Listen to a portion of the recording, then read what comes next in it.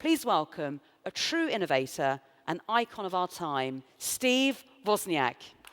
Hi, Steve. Good to see you.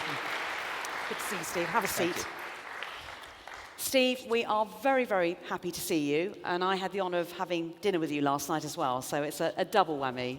I'm just playing a trick on the mic, guys. You were pretending the microphone. No, it's great to be here. Yes. After I heard, was it Beatty's comments? Or BG's? You want to take something home from the event. Now I want to attend as much as I can. Yes, which is great, and it's fantastic you've been sitting throughout the event, and you're coming tonight as well. And obviously you're best known for co-founding Apple with Steve Jobs. You know, back then, in your young 20s, did you ever think you'd go on to establish one of the world's most influential computer companies and become a major global player? No, when you're dealing with no money, no bank accounts, trying to grab a few $100s to start a company, no, you're not thinking of that huge of a thing. And at the time, we really raised money to become a real big company and put out this great product, the Apple II, and it was going to go places. But when we raised that money, the investor had business experience. And he spoke of these markets that spring up, once a decade, that become a $1 billion market in 5 years. And I thought, well, the more accomplished you are, the bigger words you can use. Remember, Steve and I were in our young 20s. Yes. No business experience, no business schooling. So it was... It was just, Steve was more the businessman, though. He was just scrambling, wanted to have some way to have companies to make a little bit of money so you can invest it and make some more. And yes. I was just the key technologist. Not just the inventor, the engineer, the innovator. And obviously the theme of the conference, as you've heard, is innovation, collaboration, acceleration. It's the innovation side that I'm particularly fascinated in. And I think it'd be great to share with the audience the early days. How did it all start? Wow. It goes way back. It goes back to when I was young and discovered that computers are easy for a youngster to understand. You don't need higher level mathematics, and just made it a passion in my life. I never thought I'd touch a computer, never thought I'd actually see one or be with one. And then I started teaching myself how to design them with the early chips. It was kind of nice growing up in Silicon Valley. We were moving from vacuum tubes to transistors to integrated circuits, and I got an early start, young ham radio operator where you build your own equipment. So in those days, you had all of the parts pretty available, except for chips, were not affordable. But I sat down on pencil and paper and designed computers over and over and over, and I made a game of getting better and better at it. How do you design it with fewer parts? Efficiency became the heart of engineering. And engineering is like science and math. You have real answers that you know are right or wrong, and it's not subjective and could be decided by the way somebody speaks with words. So I was kind of a technical nerd, very scientific type person, had that reputation. But I was all private. I designed these computers, never showed my designs to anyone, could never get the parts to build them. And that was a part of the process. Then as I was in college, I would have to take time off to work to earn the money for more college. And I was at a company working, and I told one of the executives, I used to design all these computers. And he said, I can get you the parts. I know the silicon companies, I've got connections, and the prices were coming down. Yes. So I designed a computer, he got me the parts. And building that computer was where I met Steve Jobs, who went to the same school I went to. But he was a lot younger than you, wasn't he? He was he was 4 years, 4 years behind. So how did you two kind of meet up again? Well, I was building this computer I had designed with a friend. He said, you've got to meet Steve Jobs because he understands this digital electronics and how these little devices can be hooked together, and very few people did in those days. It was very unusual. And he also liked humor and pranks and jokes, which I do. So Steve and I met, and we had so much in common, especially the technology, understanding what kind of chips were available that could count numbers and display numbers on displays. So we pretty much became best friends for the next 8 years. And on the way to Apple, some great things happened. We did a lot of fun projects on our own, but I got a job. I was very lucky. I did not have a college degree yet, but I got hired by Hewlett-Packard as a designer, designing their early handheld calculators.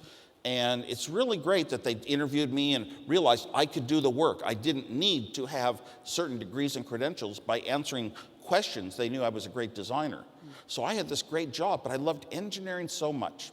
And I was all alone, never had any hopes of a girlfriend or a wife. So when I came home from work, I had all the time in the world to work on electronics. And it was just constantly, and I had access to parts. Hewlett-Packard had a very favorable policy that was instituted by the founders of the company, that an engineer who designed something of their own for themselves could have access to the parts in the storeroom with the manager's approval. So what was your key inspiration behind designing the Apple I, though? Well, I had this long life of loving computers, of telling my father when I was in high school, I said, I'm going to own a 4K computer someday, enough that I can write programs on. And he said it costs as much as a house. So I told him, well, I'll live in an apartment. I had already made the decision. I wanted a computer in my life. Now, there were a lot of other people that knew how to use computers and how they worked that were like me, young. They wanted their own computer. They didn't want to use the computer the company owned, where it was very much off limits to you to do your own exploration, your own work on it. And the Homebrew Computer Club, it was the first club in the United States, probably the world, that started up to celebrate the idea that computers were going to be affordable by people. And based upon the cost of chips like the microprocessor finally hitting a price range and the price of RAMs, computers were visible in the affordable range. And we started meeting, we talked about the great social revolution, how those of us who knew how to program were going to be more important than the CEO in our companies. Because we'd go to our big companies with a little computer on our desk and we'd run the finances and get the financial answers quicker than their big, huge, multi-million-dollar mainframes. So it was really like it thrilled me, it inspired me, and it gave me the motivation to use my designing skills to design the products that would help these other good people achieve the social benefits. And communication was a big part of it. But reading the autobiography, you talked about going to the homebrew. Was this alcohol-free? It does sound like Homebrew Computer Club? Well, yeah. It was alcohol-free during the meetings. Afterwards, a lot of them met down at a beer place. I didn't drink, so. No, but reading the book, it sounds like you didn't really partake. You just listened a lot to the homebrew. I was very shy in those days, and I sat in the very back of 500 people, never once raised my hand to speak. I listened, but I listened to the ongoing ideas of where computers would take the world. We had academicians from Stanford. We had companies starting up that were building small products for early little hobby kit computers. So I listened, and I listened to what products were coming out and what companies were planning, what strategy moves and that would relate to us. And I just sat down and I figured out the way to build a complete usable computer for the affordable price. And it was quite a bit different than computers that had ever been built before. So I had to take a whole different direction. But I was used to that. When you're quiet and shy, you're a very inside person. You don't really care if your way is different than the rest of the world if you can see your end result. You'll meet your goal. So how did you actually launch the Apple I? How did that come about? The Apple I came about step by step. I had already, I saw a friend using the early internet. The very precedent to the internet was called the ARPANET, started by the United States military and all. And the idea was to link a bunch of computers in different cities together with different routes so you could remap things if parts of it went down. And it was called the ARPANET. I saw a friend type it on a teletype, a big, expensive teletype that cost as much as a car. And he said, I was playing a game with a computer in Boston across the country. And I said, wow, I have to have this. Well, whenever I said I have to have something, my way was design it, build it, with very few affordable parts. And so I had already built this little terminal that I could type on a keyboard, go through a modem into my phone line, call a local number at Stanford, and I was on the ARPANET, and I could talk to all these computers and run guest programs. And Steve Jobs had already come around and said, let's sell it. Whenever I designed something good, there were 4 different things that he said, let's sell. And he came along and said, let's sell it. And we actually sold some of that terminal. It was a terminal that talked to faraway computers. Well, the Homebrew Computer Club convinced me I could buy little chips, a microprocessor. I could afford one. Intel was too expensive, $400. But I found one for $20. I bought it and designed the whole computer, but I just took my terminal, so now I could type to my own computer, and it could type back to my television. I had to use a television because input-output was the forbidding. The highest cost of computers is always input-output, and it was just a person couldn't really afford things like teletype machines. But my home TV was free because I already had it. But and in those days, you had to snake wires to the inside of it. So now I had designed this, and I started passing out my designs and the software I wrote. And the method I came up with was you have a keyboard like a typewriter, instead of a big front panel that looks ugly and intimidating and looks like something a normal person doesn't want to touch. Every computer before the Apple I had the front panel, and every computer after the Apple I had a keyboard. So it was a big turning point. Now, Steve Jobs came and he said, all these people that you're giving your designs to, no copyrights, no patents. He said, they want to build them, but we could build a PC board for $20, sell it for $40, and we'll make a bunch of them and sell them. And he had come from, he used to work in surplus parts dealerships. He was a salesman at surplus parts stores, so he knew where to find a part you could buy for 60 cents and sell it for $60. Yeah. He was good at that. So I kind of rejected it. I had to get approval from my company. I loved Hewlett-Packard. That was a company for engineers. I was determined to be an engineer my whole life.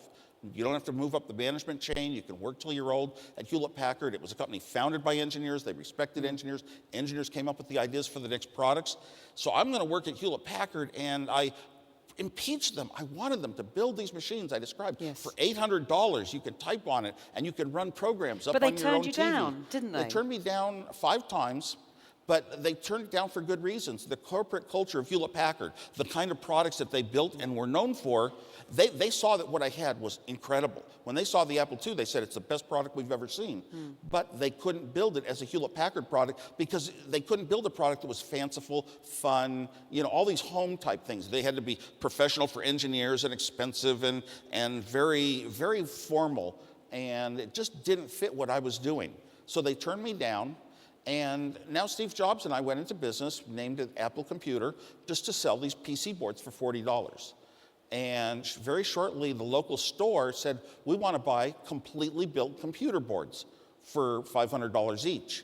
And gave us an order for $50,000 when my salary at Hewlett-Packard as an engineer was only $24,000. So that was scary. Yes. That was scary. That was the big time. I went back to Hewlett-Packard's legal department because I was going to work at Hewlett-Packard for life, no matter what we did at Apple. It was just a plaything. Apple was sort of a thing on the side. And Steve and I basically went into business. Now, how do you do it with no money? You have no bank account, you have no cars. Well, every step of the way, we did whatever we could with the little bit of money we had. So what we did was we got the parts on credit, built the computers in 10 days, and delivered them to the store and got paid cash. And we had 30 days credit on the parts. And that was, so basically the store took the credit for us to start our company. And we probably built a couple hundred of that computer and sold 150 of them. We had a little bank account of about $10,000. So we had our start, but really quickly I developed the Apple II.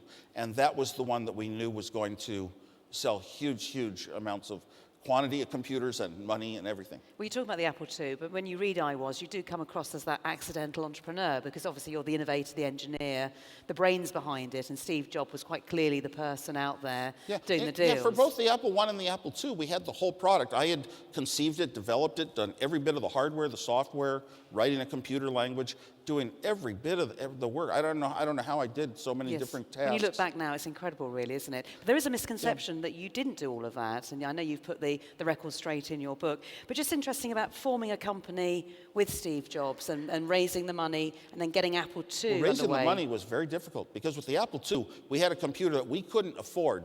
We couldn't get credit on. We would need $250,000 to build the 1,000 computers that we knew we could sell in a month. So that was difficult. And raising the money, we went down to a company, Commodore, and we were describing what we had and showing them my Apple II. And then Steve, out of the blue, starts talking with, well, they could buy it for a few $100,000. And I shut up because this was too much money. It was too big an amount.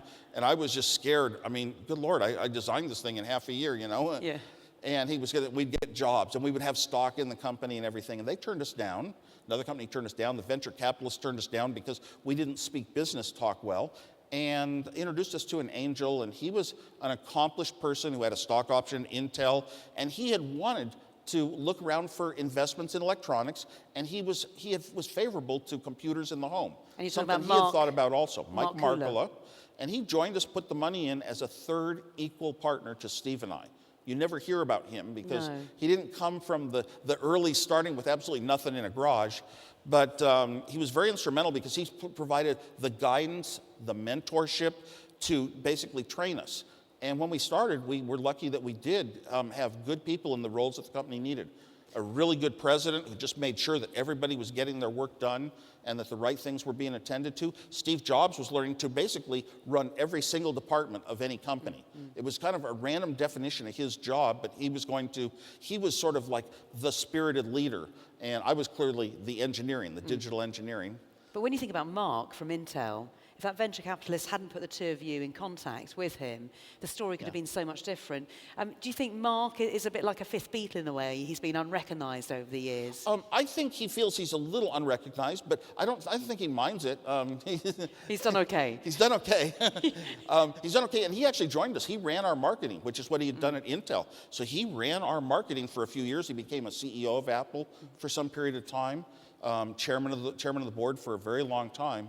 And he loves to be an engineer. He loves to sit down and write programs with the newest coding systems and everything. So he's a really great guy. Now, when I read the book, what surprised me was that I had forgotten how open you were about the Apple II. And it was quite incredible that you allowed people inside your mind, in effect, and you then created this whole generation of other people who love computers and could get into the industry. Yeah. I mean, that was incredible, that openness. Well, there were some very lucky things about the timing of the product that I was sensitive to. Before the Apple, computers were so huge, they took a team of people to design and build. And after the Apple, they're so valuable in money, they take teams of people to design. And so it was the only point in time one person could design it. And I had been self-taught. I hadn't really learned in books in college. I'd never taken courses in things like writing computer languages, but I was so smart I could figure out what you had to do very quickly from a few pages when the time came. So basically, I forget what I was going to say. You're talking about the openness of Apple II. Yes. So I had learned from other people's work. I had looked at other people's circuits, other people's code, and said, aha, that's how they did that. And that was my early learning, and I wanted to pass that on. So in the Apple II, we put out all of the schematics, the circuits, the listings in code, examples, and a very thick manual we put out. The first one was called the Red Book. And we put that manual out, and people could look at it. That's how computers work. In other words, people who had a mind like myself that liked logic could say, oh, now I understand what chips you use and how they connect together, and oh, this programming, you know. And I tried to also be an artist and make it very beautiful, both the designs and the code, by using very few pieces to do a lot. So people really learn from that. I run into a lot of CEOs today say, I started out programming on an Apple II. You know, it's like they discovered that was their love in life. But that openness, you wouldn't get that in this day and age now, would you? Now the real openness was we had a lot of slots you could plug things in, and it was easy to write your programs in all sorts of languages because of the information we gave. It was easy to design boards that connected to various printers, boards that connected to various modems, boards that were modems, boards that were connected to floppy disks. And thousands of companies sprung up of little guys, little innovators that never thought in their life they'd have a company and that their skills were going to be worth anything other than as an employee in a technician category. And all of a sudden, they were selling stuff and feeling proud of themselves. And it was so neat to see all these thousands of companies start. And so we had a platform, but we had thousands of companies that were advertising for our product. Yeah, and you seem really proud of the Apple II. If we move on forward to the Apple III, which I think you describe in your book as being designed by committee, you don't have the same kind of rapport with the Apple III as you do with the Apple II, do you? Well, the Apple III, was the first time we had a product that wasn't designed by one clear mind. And it had a bit of push from upstairs marketing. The first spreadsheet program, VisiCalc, had come out. It would only run on the Apple II, and our market expanded 10 times. So we realized, this small business market, it was the first killer app. The first time people could come in and say, wow, for a few $1,000s, I can do more work than I could do in 10 years on pencil and paper. I have to buy it. It made the computer a must-buy thing. So we said, we should build the machine for that market, the business computer. And we failed in a lot of ways. We failed in hardware, we failed in software, we failed in openness, not making it easy to design for. We didn't have many slots to plug your own things into. It was a very much more closed machine, and it just, unfortunately, it actually cost the company a lot more money than you ever really report.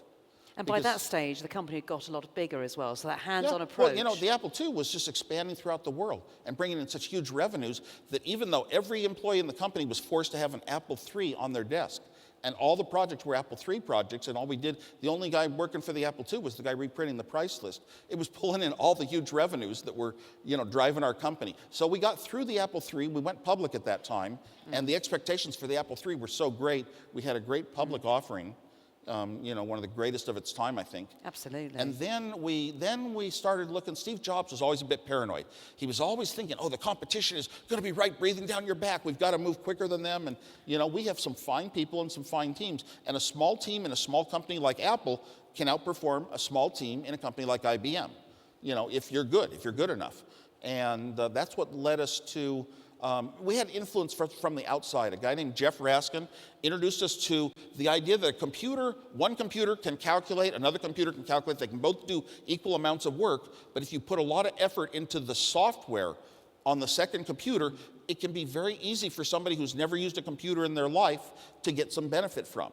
Whereas the first computer might need a computer expert to use. And Jeff Raskin brought that humanist thinking into Apple, took us to Xerox PARC Center, where Steve and I saw the Windows type machine with a mouse. And the mouse was a big surprise to you at the time. And although this was 1980, that machine had been really written about in 1963, a paper by Douglas Engelbart. Really that technology, but we weren't aware of it. So it was the first time, and as soon as I saw Windows popping up on a screen in multiples, I said, that's like more than one computer in one. Once you have that, you'll never go back. Yes. And we got to work on the first graphical user interface machine. We hired a lot of very fine academicians and humanists in the software team that were really testing what works well with human beings, with the way that you already do things. We took a screen and we called it a desktop because human beings were used to desktops with papers on them. So we tried to make it as familiar a world as possible. We did such unusual testing, I've never heard of in my life. We would just bring people, and Jeff Raskin said, if you build a machine right, the person who knows nothing about computers can use it. The youngest person, a young child, can come in and use it. So we would bring in young children, spouses, people that we knew that knew nothing about computers, sit them in front of a box and say, see what you can do with it, and we'd leave the room. And leave them alone for an hour, and we'd watch them through mirrors, and we'd figure out what sort of icons, words on the screen, placement of things, coloring, what worked till they would find out how to use a program. So it was like usability, that ease of use. Yeah, that ease of use really came along with this. And the Lisa computer did it very well, but because it was really built to be like today's machines, it was too expensive in that age. So we didn't sell very many at $10,000 a pop. And the Macintosh was an attempt to do it much cheaper in that year. Now, one of the themes of the conference, acceleration, how important is acceleration about getting that product to market early, getting it first, cornering the market in the early days of Apple? Well, two ways to look at it. Sometimes it's very critical. You're first, the world swamps your way and makes a decision that you have a great product, and it's the brand. The brand Apple is a great brand. The brand Macintosh is a great brand. We were so early. Now people see it's a PC or a Macintosh, and they don't think back to who really was first. We don't have the greatest market share for probably a lot of reasons. But I look at it this way. There was a time when we had the Macintosh with a mouse and the system we're used to today, and the PCs all had memorized commands that you had to type in commands to move files around, and they were much more difficult to use. And now I'd say every computer today is a Macintosh. That's how I look at it. The acceleration, there are other facets too. Sometimes a lot of people will try to build a product, a new market, and do it clumsily. And if you can analyze it and say, boy, a lot of people are building these products, but they just don't have that feel. It's something you can't really describe in words. You have to almost use it, have it in your hand, and have a feeling, does it fit me as a human being? And have you got a good example of any products today that would describe what you're talking about?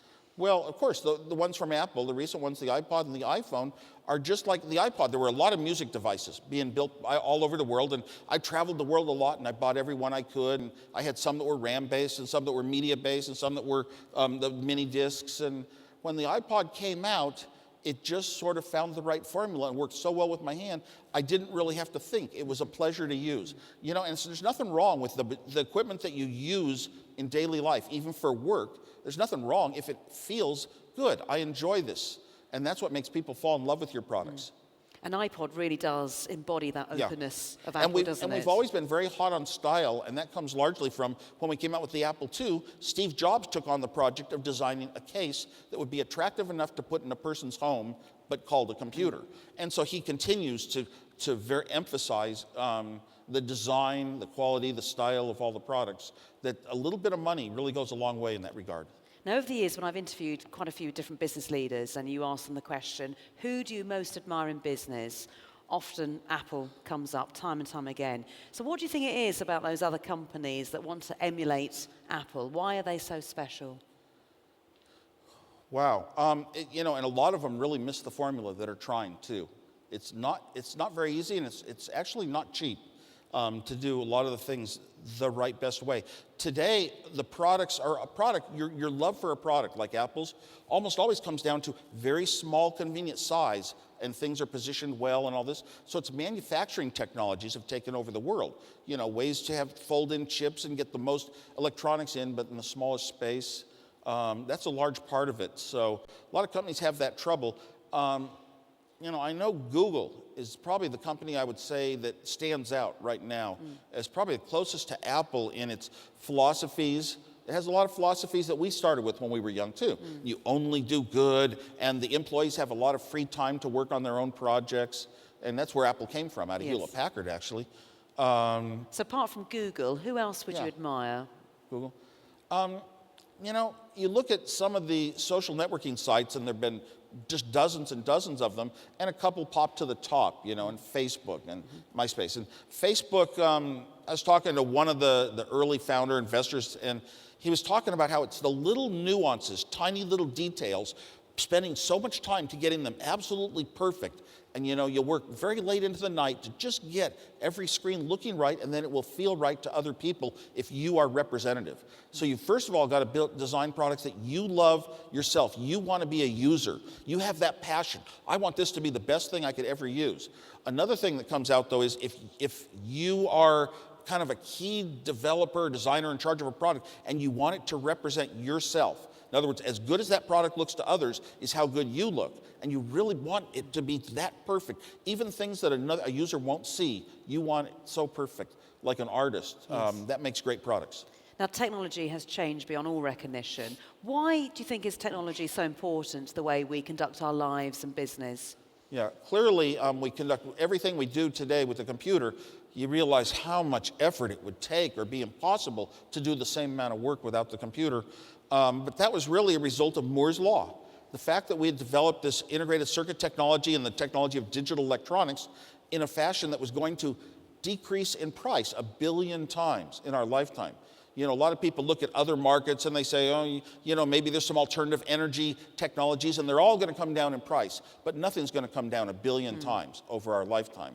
So just the chips getting inexpensive and doing so much and so much more brings them closer and closer to acting like a human. We're not really very close yet.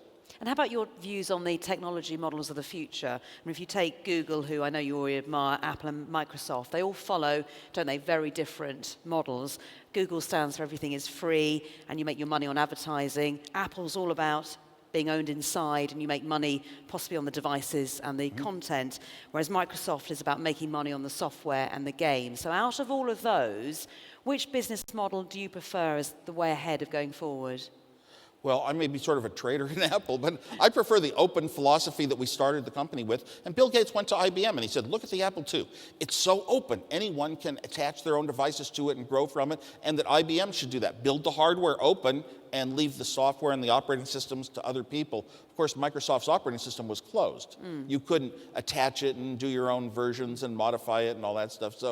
So it's kind of a joke. We're very, very closed and proprietary now, and our devices work with our devices, and we don't want you to buy music and be able to use it on any general purpose device. And part of me doesn't like that. It's just like I want. It goes against the grain. Like when I travel the world, I like the fact that Wi-Fi works everywhere, a worldwide standard that just works everywhere. And and I can kind of plug in my adapters now pretty much in the world. But there were times that was a big problem. And I really, every time you remove a constraint, you have to operate this way in one place, that way in another place. It's moded. You have to be in different modes wherever you go. My mind is the type that doesn't like that. I just want sort of a general principle, and it works everywhere. So which of the three would you prefer then, or would you like elements of each? Elements of each. Apple certainly has been, because they have good leadership. It's like having a good dictator. If you control your entire environment from selling the music to the hardware to the operating system to the music store software to the music playing software to the actual device that you listen to in your ears, if you control it all, you can have a very fine user experience. But boy, it sure does need a lot of control at the very top of the company, kind of one mind, Steve Jobs really, making sure that a lot of junk and excess stuff that all the engineers will come up with an idea here and an idea. You have to say no a lot of times. You have to put a lot of people down and say, no, the product has to be this much or it doesn't feel good to me. It feels like it's got a bunch of junk that somebody can use, but it's not really the basic needs. Now, over the last 10 years, we've seen a real change, haven't we, in terms of consumer technology trends. And in fact, so much so, there's been a flip. Consumer technology trends has outpaced business technology, business models and trends. Yeah. What can businesses learn from consumers? Wow. Well, businesses really adapt. A lot of technology, like the fastest, best chips, the fastest, most complicated chips in the world now are designed for video games and for little PCs. And that's a big turnaround. When I grew up and the chips were first being made where they could put 6 transistors on a chip, I told my dad, I said, then my transistor radio is going to be better someday, right? And he says, well, not really. These chips are so expensive, only the military can afford them. And after a few years, what they don't want, what they don't need, is what consumers get. Yeah. And I always wanted to see that reversed. And it sort of has come to be reversed. It's, it's a numbers game. And everybody in the world is a lot of people. Absolutely. And what technology models of the future do we expect to see? What technology models of the future? Well, I believe very strong. I think we all recognize that we're going to get more and more to cloud computing. And somebody says, well, whoa, what's out there? All my applications, but they're so easy and small to store right here. Why would I give them up? Why would I give up my music? Why would I give up my photos and trust it to always be online somewhere else? And it's a very difficult question to answer because hard disks are so inexpensive. You could store, hundreds, every movie you've ever seen in your life on one hard disk inside of a laptop. So the question isn't easy, but I think someday we'll get there to where we trust everything to really be held and stored by others, and that frees us of the maintenance of it. We put our money into banks, so we don't mind being separated from our assets. And what do you see next coming after the Facebooks, the MySpaces and the friend feeds? Where do you see the next evolution of consumer internet models and trends? I think right now the internet trends are to implement social networking sites that are very complete, take a lot of people to develop, but in individual niche industries. Attuned to them, maybe one for teachers and maybe other ones for running your classes in a university. And I think bespoke in a way. Yes, and I think that those will incorporate more and more of the multimedia facets, easy to include videos and ease of use for the average person. Now, I'm sort of hoping that the average person still has difficulty. One thing they can't do is create the equivalent of server websites. A site that I can sort of define a picture with Photoshop, but I really want those fields when they get filled in, somebody types in a certain thing. I want to write a short little simple program that a human can do, like back to the old days of the early computers. I want to sit down and, and really write up my own complete website to operate the way I want to. And it's not that easy. It's still you have to be a technologist to do that sort of thing. Are you trying to do it, Steve, at the moment, or any other members of your family trying to conquer that one? Trying to conquer that one. It's a good idea. I might do it actually when you go back. I might do it. I've been thinking about it more and more. I'm thinking about it more and more that it would be, but to make it a fun. I'm not thinking so much of business use, but just fun entertainment for the person. I used to sit down there and write in the modem days. I would write programs so simple that would say call this number, wait for a certain word to come. When you see that word, type this back, and automate things. Well, I'd like to write programs that could maybe go out to the SEC database and pull out information from companies' filings and just store up databases from that information and just run all the time, all day long. But a simple program that I can write in a simple language, not in a complicated C-type programming language, some little scripting language. And talking. But I want to really interface it to the entire web action and control web pages that way too. I want to look at the education side in just a minute, but just you mentioned about the early days. There was something that's just sprung to mind in your book that you set up a dial-a-joke hotline or something? Oh, sure. Yeah, while I was working at Hewlett-Packard, I believed so much in humor, I wanted to set up the first dial-a-joke, a phone number you called in the San Francisco area, and you heard a joke every day. And back then, it was illegal in the United States to own, use, or purchase your own telephone. It was illegal in the United States to own, use, or purchase your own answering machine for dial-a-joke. You had to lease the only one that was offered by the monopoly phone company, AT&T, and the leasing of it was as much as my apartment rental. I'm a young engineer out of college. My apartment rental is a big expense, and now I have to pay it again for an answering machine. Very, very hard to do. And I mean, it really cost me a lot, but I believed in it so much, and I did it. You put your own money into that? I put my own money into it. I put jokes on the machine every morning, usually Polish jokes. And then the Polish people got upset, and I said, what if I tell Italian jokes? And they said, okay. This is all before political correctness. I know. Is it still active, the hotline? Can we still dial it now? No. Oh, that's a shame. But it led me into some other good things. I'm a numbers guy, and it led me into good telephone numbers. Yeah. So to this day, I have all sorts of great telephone numbers. Okay, the education and training side, I know you're passionate about teaching, and in fact you became a teacher in 1993. Mm-hmm. Just tell us a little bit how you got into that, and was that an easy transition from coming from Apple to being teaching? Well, normally after a big success like Apple, the rest of your life you're going to be investing and running programs and running big projects at Apple. And I decided I would rather, I had these real strong integrity things in me. I wanted to be the person I would have been without Apple.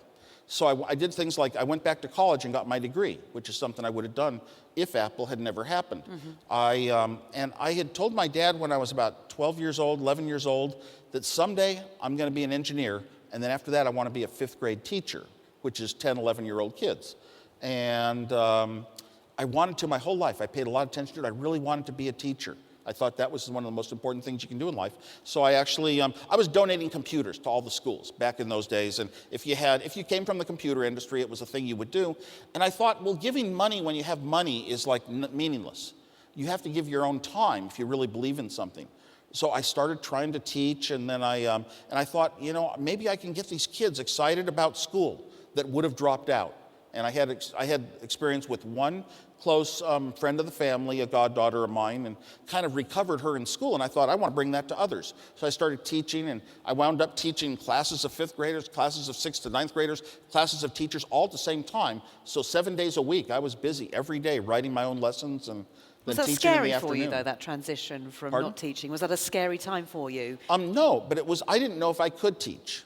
So I constructed it in a way that I couldn't fail. Yeah, yes. I'm providing everything, so and enjoy also, it. you had to keep up on the trends, because I'd imagine it's a changing nature. The IT industry, the computing industry was changing year on year, wasn't it? So what was relevant last year was not relevant to teaching the following year. The computers changed quite a bit, so I had to be aware of that. As in my classes, every year I had to rethink and use different words that matched Apple's tutorials. And I took the approach, I'm not going to teach how computers work. I'm going to teach you enough about the insides that you can understand error messages sometimes, and that'll help you. But I'm not really going to teach you how computers are made. I'm going to teach you for all the subjects in school, you know, reading, history, reports, mathematics, how to use the computer to enhance it and make your homework look good and impress your teacher, get better grades, and feel better about yourself. So really, I just taught how to use the computer as a tool to help with all the other school things going on. And then by luck, multimedia started arriving, the first digital cameras that could be used with computers, and videos. And so, of course, I did all that in my classes.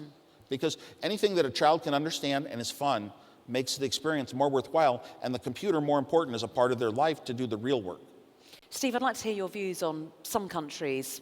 Education is a mismatch for industry. So there are a lot of schools and universities churning out children who've been doing the same studying for year and year, and what they're coming out with is not a match for industry. Well, in the engineering field, you know, you start out as a young engineer in school, and wow, man, I'm so bright and I can just design anything. And by the time you graduate from engineering, you learn to be very, very careful about every single step and checking it over and over and over. But then you come to work and you find out that how work works is much less to do with getting the right answers on tests and knowing formulas for things. It's a lot more just knowing who's doing what and kind of thumbs, you know, knowing which materials are the best to use. And it's a very different experience. One thing I saw, though, at one university that I spoke at was Kettering University in Flint, Michigan. And the students there would go to classes for 6 months and then go work in a company for 6 months. Every single student in the university had a partnership with a corporation. And so they were seeing the real work side. It took longer to get your degree, But the real work side, how important the stuff they were learning in school was and where it applied and how. And at work, they were also able to go back to books and, apply the schooling to it. So I thought it was just a great program, a co-op program. And obviously, we've got the US presidential elections coming up very, very soon. And very interesting that Barack Obama has had an incredible campaign. He seems very, very technically savvy. So whoever gets in, whether it's McCain or Obama, what is the implications, do you think, for technology? Well, everybody claims to be technology savvy today. McCain doesn't use a computer, and I don't hold it against him. Do you think you could teach him? What? Could you teach him? I could teach him very well, yes. I'm a very patient teacher. I think a lot of presidents haven't used computers, actually. Bill Clinton was he was a president that was very favorable towards technology, and he would often sit with Apple's CEO by his side at the important events like the State of the Union message. And we miss those days. And the current president, President Bush, does not appreciate technology. I served on the National Medal of Technology Committee for 6 years, 3 as chairman. When he read the winners and things like that and what it was about, science and technology, he could care less. He couldn't understand it. He didn't really know what it was about. And that was disappointing. I want a president that's pro-technology because I'm a technologist, yes. obviously. So out of the two, who do you think? But out of the two running now, neither. Okay. I think our country has a lot of problems. I was brought up with a lot of core values. I was taught by my dad. Our country was a great country because we didn't torture prisoners like other ones did. We were a great country because of our constitutional rights and our freedoms and protection and privacy and legal processes and balances of the segments of government, And I was taught all that, and it's just all been trash. I feel so sad. Like everything that my core about what my country is good for is kind of been trashed in 8 years. But I don't really blame administration. I think it's the process. It's the American culture. People in America want to solve things with violence, and we're gonna have another bad war in 30 more years, just like we did after Vietnam. 30 years later, Iraq. We're gonna have another one because we aren't changing the people. And who's in government, getting rid of somebody, that's just trying to punish them. I don't think the results are going to be hugely different. Now, I actually am for Barack Obama, but for a different reason. I mean, I watch music videos, and we can, yes, we can. And I really get inspired, and I have this feeling of hope, and tears come to my eyes, and it's like the way I felt with the Kennedys and with John Lennon. And it's like there was, bringing that hope. But, on paper, I can't add up to why that we're really going to have that much different a world, or I'm going to have more computers or more cars in my life to enjoy. Steve, just interested to know, what piece of technology now is equivalent to what you brought out in the 1970s, the personal computer? Wow. Difficult to say. Because the personal computer back then, once you bought it, you sat down and started creating things on it. You started creating things with it. It was that sort of a tool. I would say a lot of even your MySpace page, a lot of the creative energies, we have this creative energy, and it can't really go into hooking small, inexpensive chips together anymore. Not many people do that. But you create your own environment, your world, what it looks like, your background patterns, the music that's playing, your sets of friends. So I think that's where a lot of the creative energies are going, and also into some of the role-playing games that the kids get into, where they just build for weeks and months. They build, huge structures of the world and the Spore-like games. Now, you've accomplished so much. Is there anything else left for you to accomplish? Unfortunately, I kind of had a set in my mind when I was very young what I wanted to do, and I've succeeded in every way. So I don't really have any firm goals. Maybe get 750,000 points on Game Boy Tetris. And you're a big fan of Segway Polo as well, to win the World Championship for Segway Polo? My team won twice in a row, and we just lost it last month. So you've done it already? So we came in second, yeah. Yeah, okay. I want to play in the Euro Cup of Segway Polo. And I had an offer to play for the German team against Switzerland, but the match got canceled. And you would play for the Germans, would you? You're allowed to do that? Yes, yeah, sure. That's fine. Yeah, we don't have that formalization in that sport. Yeah. It's really fun, and boy, I'll tell you, it takes a lot out of you too. Interestingly, last question for you: if you hadn't have met Steve Jobs, do you think your life, Steve's lives, and our lives would have been very different? I actually think all yes and no. I mean, who's to say what the alternatives would have been? Other people might have come up with such companies, such products, they might have done it as well. Maybe it would have been delayed a little bit in time. I think we accelerated the fancifulness of saying that computers can feel good. I think we accelerated that a lot in time. And as far as telling the world what sort of product to make and to care about the human being more important than the technology, the user, everything must be easy to use. I think we took really great strides in that direction. So I'm glad for it. So I think the world's better off. Steve Jobs, I don't know, I think, you know, what I had developed, really the early computers I was working on that day were so far ahead, it was really the right technology. So he was lucky to have me and I was lucky to have him because he was very much the business side and I could care less about business. I'd give it away for all I cared. So yeah, but you know what? The important thing in life is not really your successes in business. The important thing is how happy you are as a person.